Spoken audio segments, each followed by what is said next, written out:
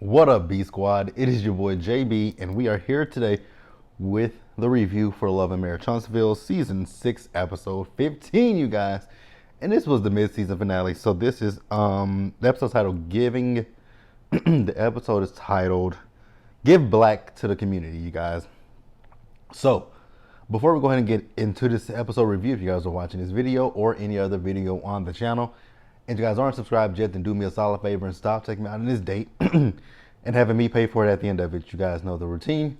You can do me that favor by liking the video, subscribing to the channel, turning your post notifications on, and sharing the video, you guys. And with that out of the way, you guys, without further ado, let's discuss Love and Marriage Huntsville, shall we? All right, you guys, so today is my birthday, and I wanted to go out today, but right now, it looks like it's gonna rain. So when I woke up this morning, it was pouring down raining, and it's rained off and on today so far. And right now, like I'm sitting here looking at the window, and it's grayish. So I think some more rain is coming through. So I'm gonna play this day out to see what I want to do. If I want to go somewhere, because I really want to go to a bar. I want to go down probably on, if you guys are familiar with Dallas, I think I might want to go down to McKinney Ave and just hang out down there today. That's if the weather permits it, right? But hey, yeah. But don't just look for Real Housewives of Atlanta and Real Housewives of New York until tomorrow. I'm only giving you guys these videos just because of right now. But if it clears up, I'm outside. So Love and Marriage Huntsville, the mid-season finale, it was okay, you guys. I really kind of enjoyed it. I really enjoyed it, but what I will say is that trailer for the second half. You guys know that I've been saying that I'm over Love and Marriage Huntsville and I'm done with it after this season. So I definitely am done with it after this season, but I definitely will be back for the second half more than likely, because, oh, Kiki, girl, you need your behind kicked, because you see, family or no family, baby, it would have been up and stuck when you threw a drink in my face. It would have been up and stuck like a mother, right? But hey, this episode, we are picking up where we left off at, and it's really just us dealing with the Black Business Expo, right? So we pick up with, Stormy talking to Marceau and Letitia. You remember he went up to her and asked her for the $100, which I thought was tacky then, and I still think it's tacky, right? Like Stormy said, if you knew that you needed the $100, you should have said something to me when we were doing a walkthrough. And I mean, it's $100. Like, it's not. Come on now, Marceau. We not gonna play apples and oranges behind no damn $100. So I will say, Stormy in this scene, I was here for her going off on Marceau, right? But when she said you don't want to see Courtney, I'm like, why we gotta go there? Like, why is that where we are going, that you don't want to see Courtney? Like, I didn't understand that comment. But the Black Business Expo, that place was crowded with a lot of people. So I don't know how people were able to maneuver around. But I mean, it was a great turnout. It like I said, it looked congested, to be quite honest with you. But they pulled it off, and like I said, they had a great turnout. Now, Martell, I don't know. Like we've said for a very, very long time when it comes to Martell, that Melody was the brains of the operation. This is the Black Business Expo, or Expo as Tisha says it. And you guys are there to showcase your businesses as well as give back to the community and impart some words of wisdom to the community. But Martell does not have his incest wine there with him, because he says he's already, showed it before, and he wants to give other people a little bit of shine. Have you ever been to, like, Martell, like, I have a question for you. Have you ever been to like a fair or an expo in particular, right? Because when we have our fair in my hometown, they have an expo, and there are so many different businesses. There are so many different businesses in there, and yes, some of them may sell the same products. But that's not saying, oh, what you don't do with your competition. You can tell them why you would want to shop with me as opposed to them, or you can say you can shop with me and shop with them. So yeah, like, what the fuck? I just thought that was really dumb. I really thought that was dumb for him not to bring his wine. So what other products do you have, Martell? Like, inquiring minds would love to know what other products that you have that you were having at the Black business being the operative word, Black Business Expo, as Tisha calls it.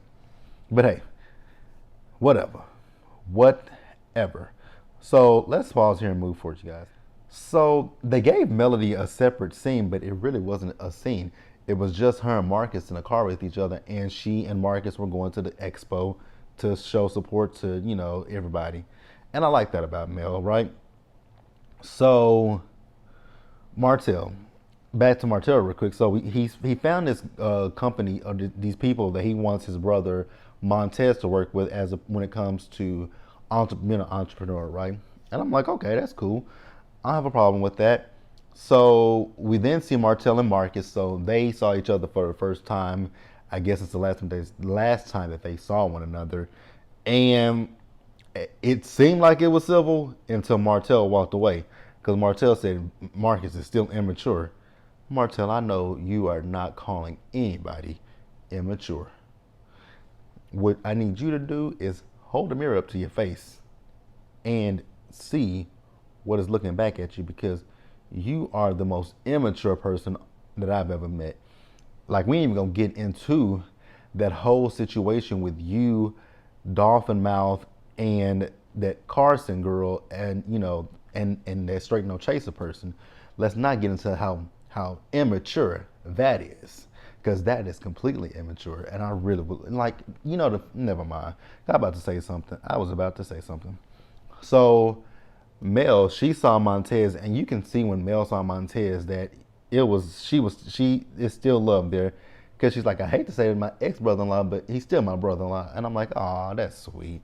Like, my mom was like that with one of her sister-in-laws, and even to this day, my aunt, she'll say, I'm still your aunt, even though me and your uncle were divorced, still family. And hey, it is what it is, right? She is still family. Because I don't claim that thing that he married. Oh, Jesus. Never mind. I still don't understand why he did that, but hey, that's got nothing to do with me. May my uncle rest in peace. But basically, he told her that, they're going to be fine. They just got to get through it, do this for the kids.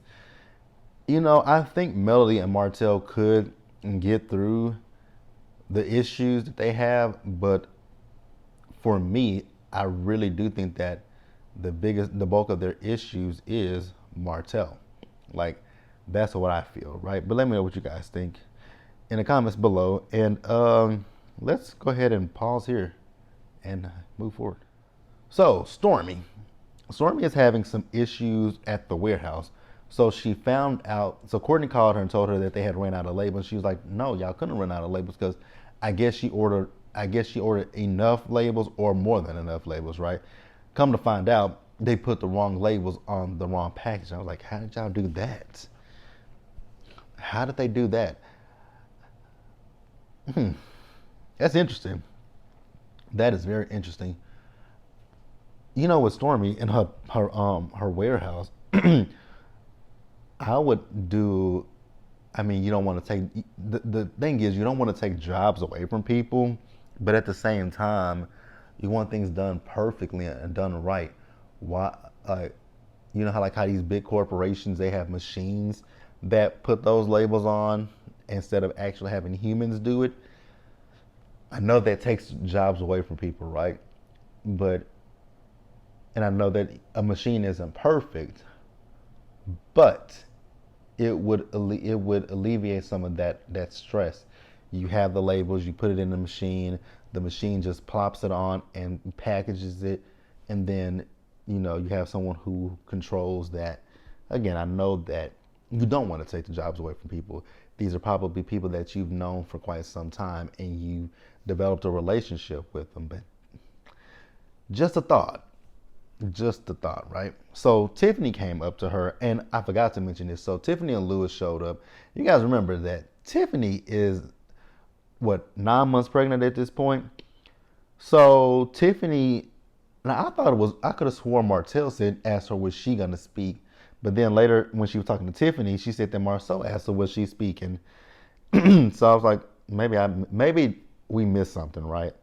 But Tiffany felt a way about, being asked to speak and it's just so last minute. Well, initially, this thing was brought about for the core six. You nor Stormy are part of the core six.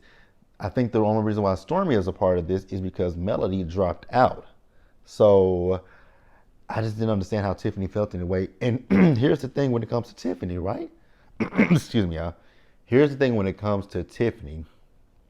What does Tiffany do? Like, I don't, this day, I still can't tell you guys what Tiffany does for a living. I do remember her last season briefly speaking on it, but I don't know what the fuck Tiffany does. So, what information would I get from Tiffany? Like, I don't know. So yeah, but Tiffany's talking about that, and then Stormy talks about the fact that Marceau came up to her and asked her for $100, which once again I thought it was tacky, and I agree with her, right? So we see them as they're getting ready for the panel portion of the expo, right? And Martell notices Mel is out there. Now, at one point, Maurice did ask Martell about his plus one coming, Sheree. He says she in California. Her phone is dead. She couldn't. It's been 3 hours. I was like, oh my god, why are we talking about Sheree? So Martell was mad because he saw Melody after he wanted Melody to be up there on the panel. Martell, this is not about you. Like, if you, never, like, why are you making this about Mel? And you can literally see them. They look like shadow puppets just arguing in the back, and the people could see them. So they sat on the panel.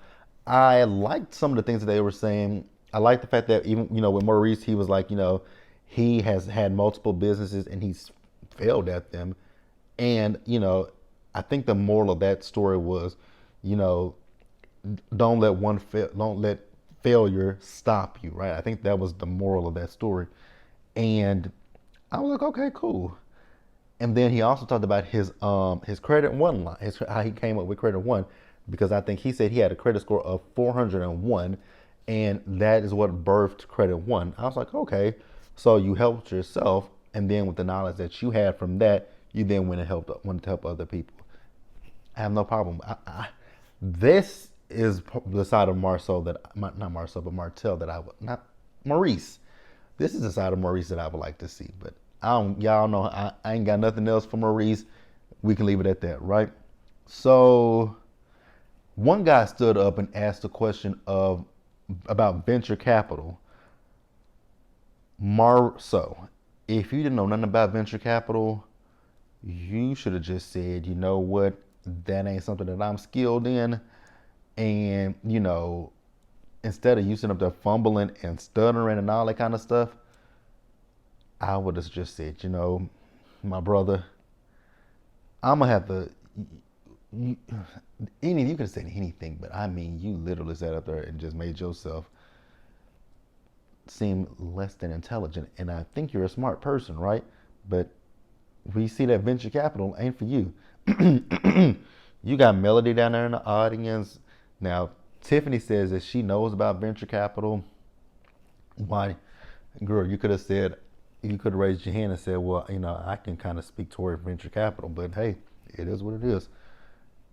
Marceau shouldn't have answered that question, but hey, that ain't got nothing to do with me. So we're going to pause here and move forward, you guys. So next up, you guys, we got Stormy and Courtney. So I will say that I do like Stormy and Courtney. The only thing about Stormy that I don't like is when she gets the rah-rah side of Stormy. That is the only side of Stormy that I do not like to see.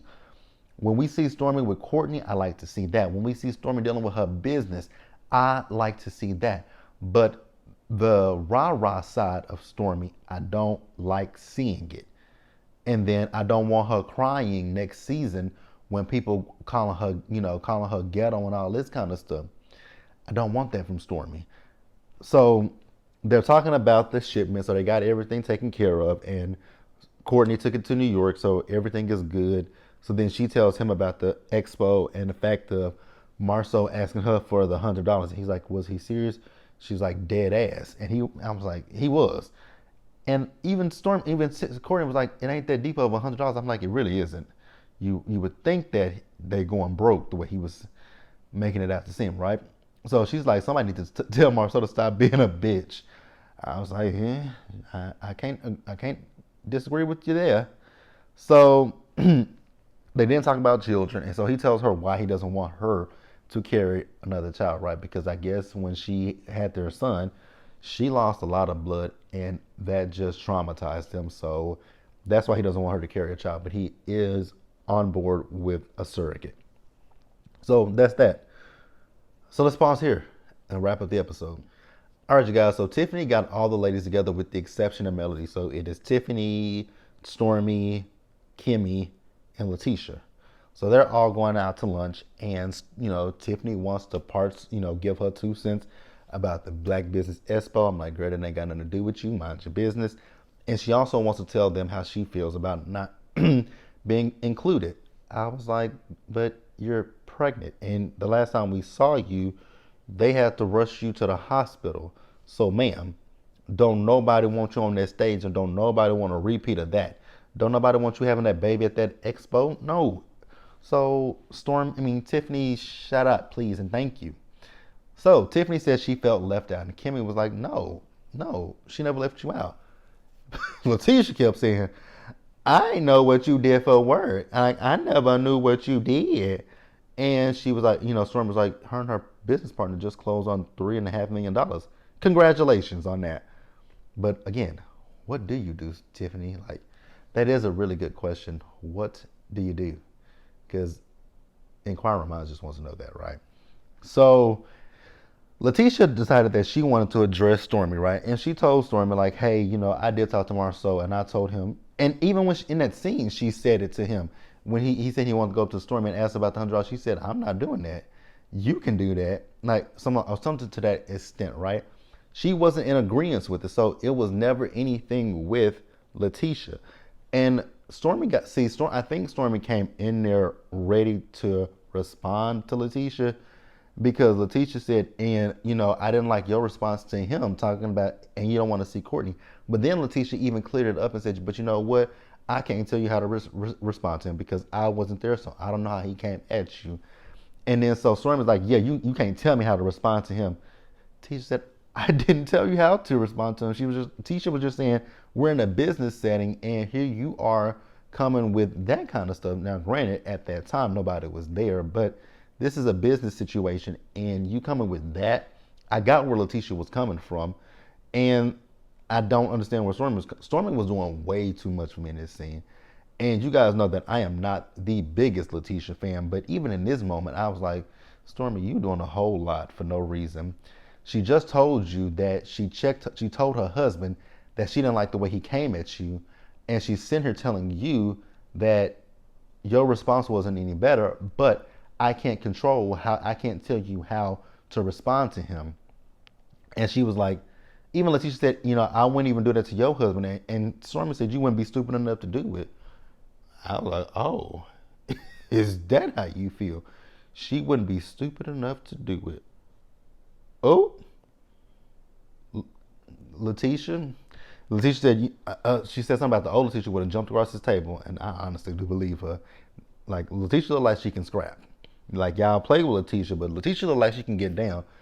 That's why I say, oh, girl, that mid-season trailer, you should have popped your cousin. Cousin or no cousin, baby, you should have popped her, because you don't just push a drink in my face. Oh, no. No.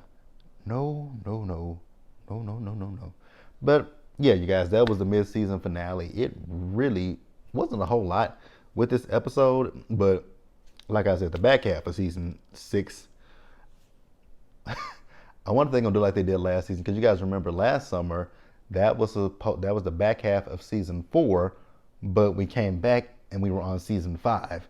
So I wonder if they're gonna do that with this second half, if we're gonna be on season 7. Either way it go, we'll be. I'm thinking about it right now. If we'll come back, more than likely we will. You guys, I don't know. I just know that if you know what, I just want to get to the reunion. That's it. But it's gonna be a long time before the reunion, because I remember the back half of season 4, or AKA season 5. We didn't get to the reunion until after the new year, and I can't deal with that. because they came back last year in September. It went from September, October, November, December, and January. It went for damn near 5 freaking months. I don't want to deal with 5 months of Love and Marriage Huntsville. I don't. I really don't want to deal with months and months and months of Love and Marriage Huntsville. But that's it, you guys. Let me know what you guys thought about this episode down in the comment section below. Subscribe to the channel, turn on your post notifications, share the video, you guys. And until the next time, please, you guys, stay safe out there. Take care of yourselves. Wash your hands. Be blessed. And I'll see you guys in the next one.